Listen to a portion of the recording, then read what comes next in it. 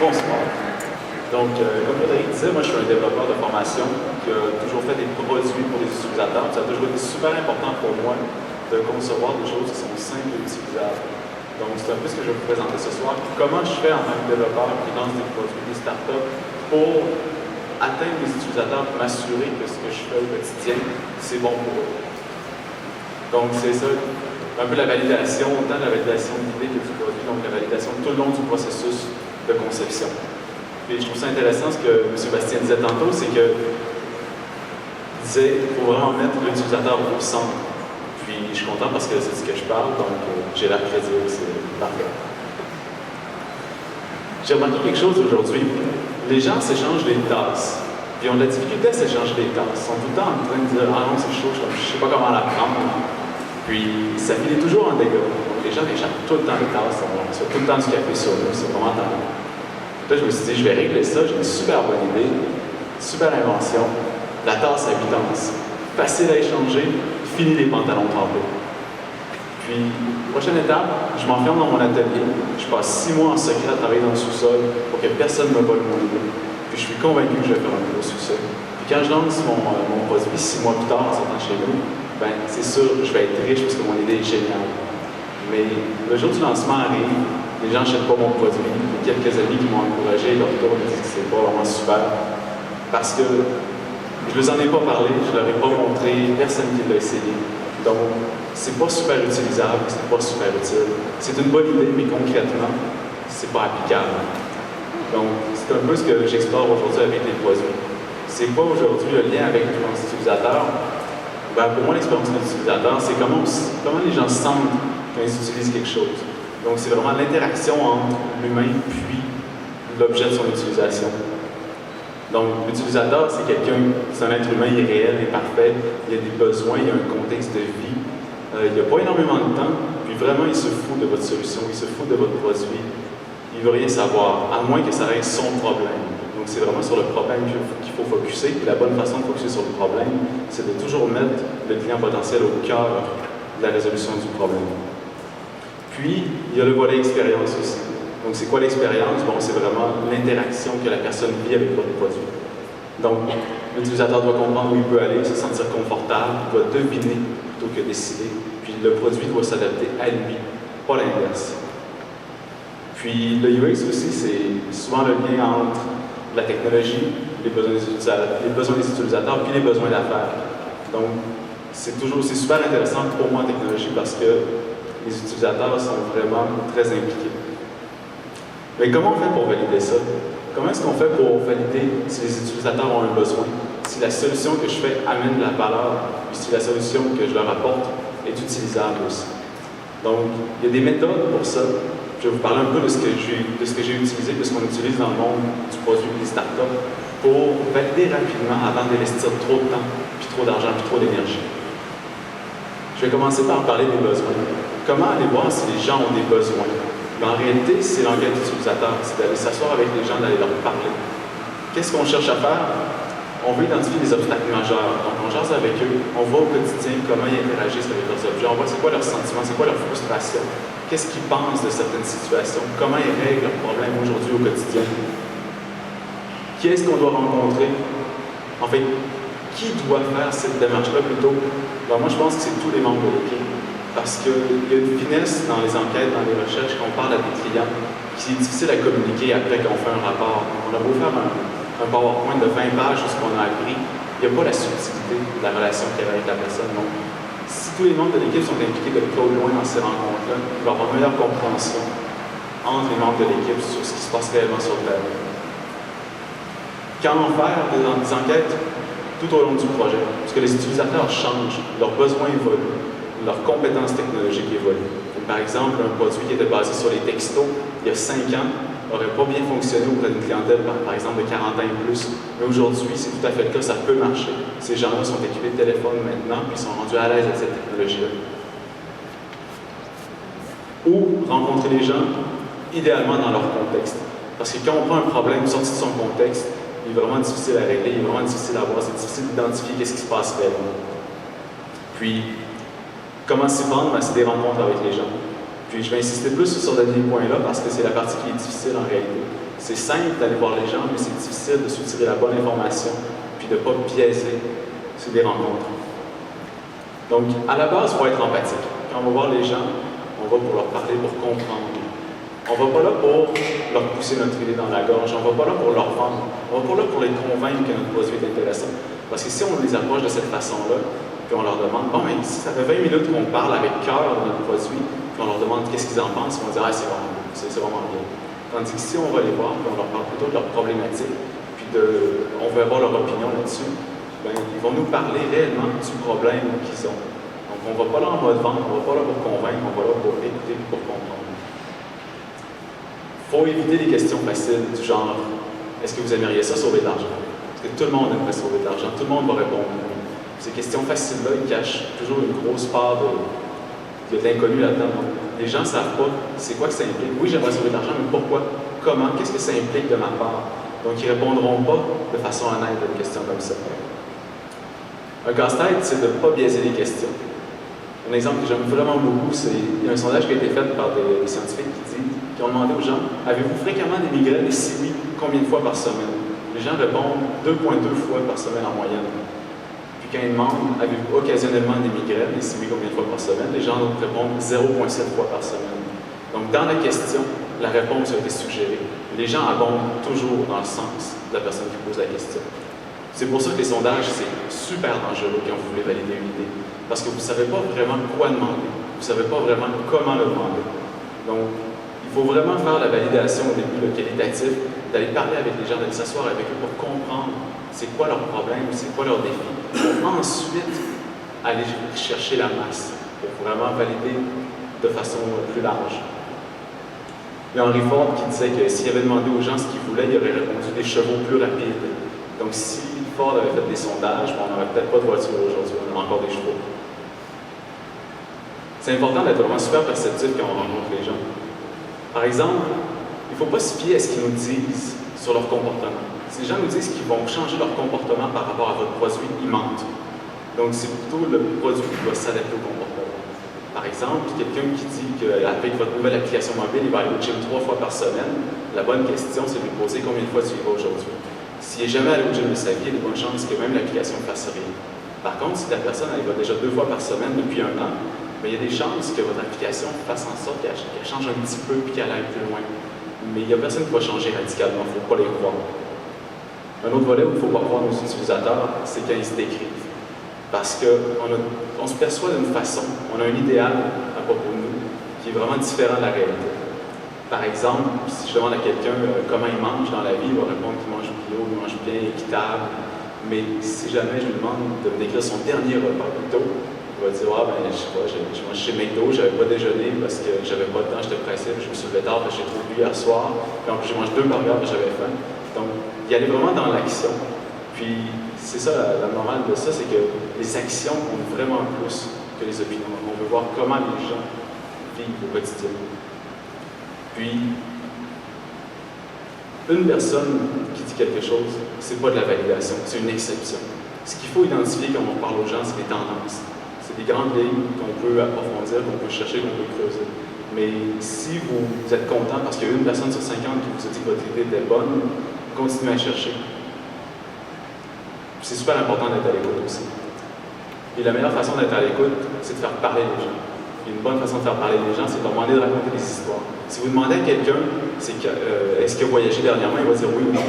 Mais si vous lui demandez plutôt de parler de son dernier voyage, la personne elle va s'ouvrir, elle va vous raconter ce qui est arrivé, vous allez poser des questions, vous allez interagir, puis elle va même enchaîner sur d'autres voyages, puis elle va pouvoir parler aussi des voyages, par exemple, que les amis ont fait. Donc vous allez aller chercher vraiment énormément d'infos, beaucoup plus qu'avec des questions fermées. Puis il faut inviter les gens à en dire plus, à poser des questions comme justement dites-moi plus, pourquoi dites-vous telle chose. Il ne faut pas hésiter à dire pourquoi énormément, comme un enfant qui est curieux et qui cherche à apprendre. Parce que ce que vous voulez, c'est aller au fond des motivations, au fond des problèmes. Vous voulez comprendre vraiment le fondement des motivations de la personne. Les moments de silence, ça fait vraiment très bien aussi. Les gens aiment remplir les blancs, ils se sentent inconfortables quand il y a un moment de silence, donc ils veulent parler. Donc des fois, un bon moment de silence bien placé, ça fait bien pour aller chercher l'information. Puis au final, pour cette section-là des besoins, ce que vous cherchez, c'est trouver des façons que les gens ont aujourd'hui de régler leurs problèmes. Parce que s'ils disent avoir un problème, mais qu'ils ne font rien pour le régler, c'est que le problème n'est pas assez pénible pour eux. Même si vous avez une solution pour eux, ils ne feront pas l'effort de l'utiliser parce que ce n'est pas un réel problème pour eux. Puis comment on fait pour valider l'utilité de ce qu'on fait avant même de le faire? Ça, c'est un beau défi dans le monde des startups. Il y a quelques méthodes, je vais vous en parler un petit peu. Mais la meilleure façon, c'est de travailler en mode itératif. C'est d'y aller besoin par besoin. Donc, c'est pas de concevoir un produit en mettant la première roue, la deuxième roue, la carrosserie, puis ensuite le volant. Parce qu'à la fin, votre utilisateur est peut-être satisfait, mais peut-être pas. Donc, si vous avez mal répondu aux besoins, vous avez pris des années à répondre aux besoins, vous avez mis beaucoup d'énergie. Tandis que si vous avez commencé comme en bas, avec, bon, on commence par un skate, ensuite une trottinette, un vélo, à toutes les étapes, on a donné de la valeur à notre client, on a validé que notre client aimait ou aimait pas ce qu'on fait. Puis, à la fin, on arrive avec un produit complet qui plaît à beaucoup de personnes. C'est certain qu'au début, ça va être niche. Il y a quelques personnes qui vont l'apprécier, quelques personnes qui vont l'utiliser, mais vous allez avoir la validation dès le jour 1. J'aime beaucoup l'exemple de Batman. Donc, au début, ils ne se sont pas attardés à faire un Batman comme ça ressemblait plus à ça. Puis ça a plu, ça a pogné, les gens aimaient ça. Puis éventuellement, petit à petit, le personnage a grandi, il est devenu de plus en plus bien habillé. Puis aujourd'hui, il fait vraiment sérieux. Mais à l'époque, quand on regarde ça avec les yeux d'aujourd'hui, on se dit, wow, c'était pas terrible. Mais c'est ça, c'était itératif. Les gens ont aimé ça, puis encore plus que le Batman d'aujourd'hui dans leurs souvenirs. Ce que vous cherchez en réalité à cette étape-là, c'est d'éliminer les risques. Donc, est-ce que mon truc est utile? Est-ce que ça vaut la peine que je mette l'énergie à aller plus loin, à passer du temps, à mettre mon cœur là-dedans? Parce que ça, j'ai quelque chose que j'ai vécu en start-up, c'est quand on fait des trucs, on passe 6 mois de notre vie à mettre tout notre cœur dans un projet, puis que ça ne fonctionne pas, ben à la fin, c'est vraiment super décevant. Donc, si on est capable d'identifier ça rapidement dès le départ, en parlant aux gens, ça sauve beaucoup de temps. Il y a quelques exemples classiques dans le monde des startups, il y a quelques techniques qui sont utilisées par des entreprises pour valider s'il y a un intérêt sans se mouiller, sans même programmer. Donc, l'exemple que j'aime beaucoup, c'est Food on the Table, qui ont fait une technique qui s'appelle la technique du concierge. Ils fournissent un service complet sans même bâtir le système qui devrait le faire. Eux, ce qu'ils voulaient faire, c'était d'offrir des recettes personnalisées à chaque personne par rapport au rabais dans l'épicerie locale de leur ville. Imaginez la complexité d'un système informatique de ce type-là, toutes les ententes qu'il faut. Ben, à la place de commencer à le programmer, ce qu'ils ont fait, c'est qu'ils sont allés à l'épicerie à côté de chez eux, ils ont trouvé une cliente qui était prête à payer 10 $ par semaine pour que le fondateur aille la voir, puis jaser avec elle pour apprendre ses goûts, puis il amenait les circulaires de l'épicerie, puis il regardait avec elle qu'est-ce qu'il pouvait lui faire comme recette. Ensuite, ils ont trouvé une deuxième cliente. Après ça, éventuellement, ils ont commencé à automatiser parce que ça commençait à être lourd les tâches. Puis éventuellement, ils ont ouvert dans d'autres épiceries, dans d'autres villes. Donc, aujourd'hui, c'est rendu une grande entreprise. Mais ils ont commencé vraiment à aller voir l'utilité.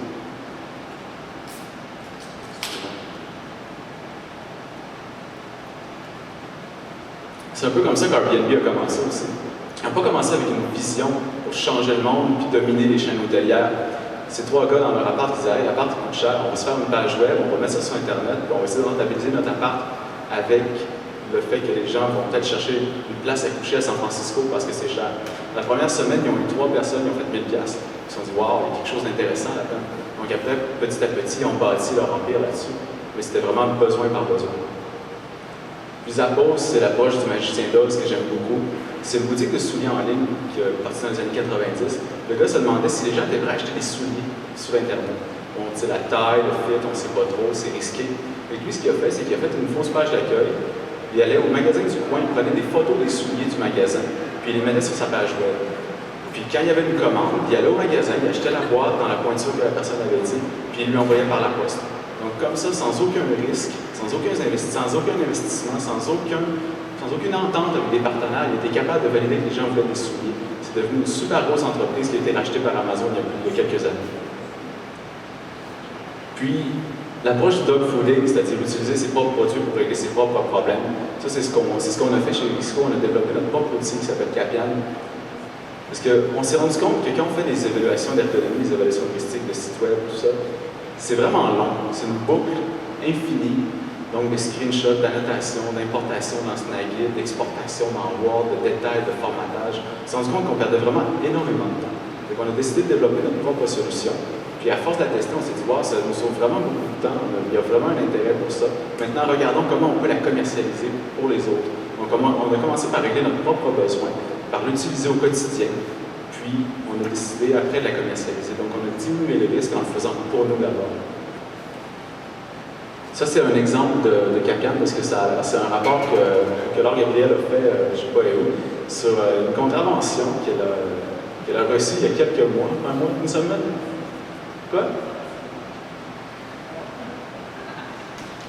Et c'est ça le fait, je vais vous montrer si ça veut charger. Dans le fond, CAPCAN, c'est un outil pour faciliter les annotations d'interface. Donc, ce qu'elle a fait, c'est qu'elle a mis des images directement dans l'outil, puis elle a noté les parties qui étaient problématiques. Donc, par exemple, ici, il y a un problème d'interface. Ça, c'est les critères, justement. Donc, on a les critères de Christian Bastien. Merci pour les critères. Puis, il y a les critères de mini-boucher, tout ça. Donc, on est capable d'identifier dans les interfaces les problématiques qu'il y a. Puis, il y a une extension de navigateur aussi qui nous permet directement, en naviguant sur le site, de prendre les captures d'écran, puis d'annoter directement les problèmes qu'on trouve. Donc, plutôt que de faire une boucle complète tout le temps, de jongler en plusieurs outils, on peut annoter sur place les problèmes qu'on identifie. Nous, on estime qu'on sauve au moins 50 à 70 de notre temps qu'on fait des rapports. Donc, c'est du temps qu'on met plus sur la qualité de l'interface, puis c'est de l'argent pour pouvoir sauver à nos clients aussi. Puis ça nous aide à pas à les éduquer, mais à leur montrer à quel point ça peut être utile pour eux, d'en faire plus souvent pour eux. Puis, comment on fait pour valider le côté utilisabilité? Bon, ça, vous êtes probablement tous meilleurs que moi là-dedans, mais ce qu'on utilise, nous, on fait beaucoup de sketch papier. On veut voir comment les interfaces réagissent, comment on utilise les choses, on dessine, puis on fait des maquettes, on fait des exemples, on teste des flows directement sur papier. On peut aller jusqu'au wireframe des fois aussi. Ça, c'est des wireframes pour des tests qu'on a fait à la CSST. Donc, c'était vraiment super intéressant. Ça nous a permis de voir qu'il y avait des problématiques sur le nouveau site. Ça a permis de sauver beaucoup de temps puis de faire avancer le projet. Puis moi, personnellement, j'aime beaucoup les diagrammes. Si je ne suis pas capable de faire un diagramme simple de quelque chose, c'est que c'est trop compliqué. Donc, comment est-ce qu'on fait pour le faire plus simplement? Ça, c'est un prototype de la première version de CAPCAN. Donc, j'avais développé tout un prototype d'interface. Donc, uniquement l'interface pour voir les interactions, comment ça marcherait. Comment est-ce qu'on utiliserait l'outil? Puis on s'est rendu compte que le flow de navigation n'était vraiment pas bon.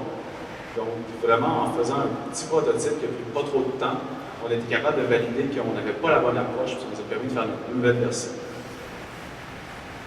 Ce qui est important en ligne, c'est de mettre votre produit le plus rapidement dans les mains de votre utilisateur. Je pense dans le monde de la startup, c'est vraiment ça. Ce que vous voulez au niveau de l'utilisabilité, c'est du feedback concret, du feedback réel. Puis comment faire si vous n'avez pas un banc d'essai de testeurs ou un laboratoire? Bon, vous pouvez faire du guérilla testing. Vous allez dans les cafés, vous allez là où votre public se tient. Vous leur offrez, par exemple, de leur payer un café s'ils vous donnent leur avis sur votre interface ou sur votre système. Donc, vous posez quelques questions, vous interagissez avec eux, vous allez avoir du feedback concret.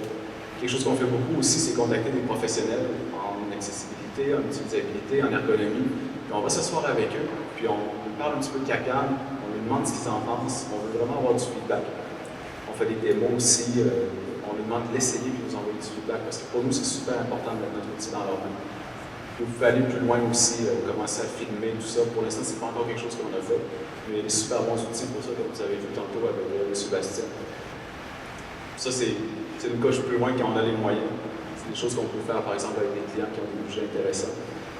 Ce qui est important dans les tests, c'est de toujours le faire dans le contexte de l'utilisateur. Parce que quelqu'un qui teste, par exemple, un module d'assistance de conduite dans son Lazy Boy sur un iPad ou devant son ordinateur, ça n'aura pas le même contexte d'utilisation. L'écran est en haut à droite, on a la face dans le mur dans ce cas-là. Donc on voit mieux les interactions de la personne. Puis ça, c'est une petite slide sur le retour sur investissement. J'aime beaucoup ces histoires-là. L'histoire d'Amazon avec son bouton à 300 millions de dollars, vous avez sûrement entendu. Ils ont fait des changements dans leur processus de commande pour que les gens ne soient pas obligés de créer un compte chez Amazon. Parce qu'ils se sont rendus compte en test utilisateur que les gens ne voulaient pas créer une relation avec Amazon. Ils n'étaient pas là pour devenir leur ami. Tout ce qu'ils voulaient, c'était acheter des choses. Dans la première année, ils ont fait 300 millions de plus de ventes. Expedia, un exemple similaire, ils ont enlevé un champ dans leur processus de commande qui avait identifié dans les tests utilisateurs qui posait problème. Dans la première année, ils ont fait 12 millions de plus de ventes. Puis McAfee, le logiciel d'antivirus, ils ont réécrit leur interface complètement parce qu'ils se sont rendus compte dans les tests que ça fonctionnait vraiment pas bien. Ils ont sauvé 90% du support à la clientèle. Donc, les gens appelaient 90% moins pour poser des questions, pour se plaindre, pour comprendre ou parce qu'ils étaient bloqués. Donc, c'est vraiment super important de faire ces tests-là, de mettre votre produit dans les mains de vos utilisateurs, d'aller les voir, de parler avec eux, de comprendre ce qu'ils vivent. C'est vraiment ce qui va faire en sorte que votre produit réussit ou pas. Donc, ça fait le tour de ce que j'avais à vous dire ce soir.